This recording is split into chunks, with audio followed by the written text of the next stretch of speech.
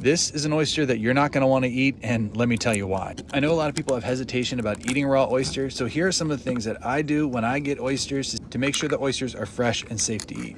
Number one thing is when I pick an oyster up, I make sure that the shell is closed. A closed oyster is a great sign that they're still fresh because it means they're alive because they're keeping those muscles tight and the shell closed. The second one is you want your oyster to look like this, big and plump and inside of liquid still. It's important that the liquid or the oyster liquor is inside the shell still because it's what keeps the oyster alive when it's in your refrigerator. You can store them with the cup down and it can preserve some of that liquor as well and can make them stay a little bit longer. Now this is an example of an oyster that is no longer good. The oyster was closed, but there was no more water inside of it and it was all dried out. This oyster was a similar story. The shell was closed, but I could tell almost right away there was no oyster liquor inside of here. So that meant this thing was probably going to be all dried out. And once I got it shucked and opened up, I was 100% correct. This is not an oyster I'm going to eat.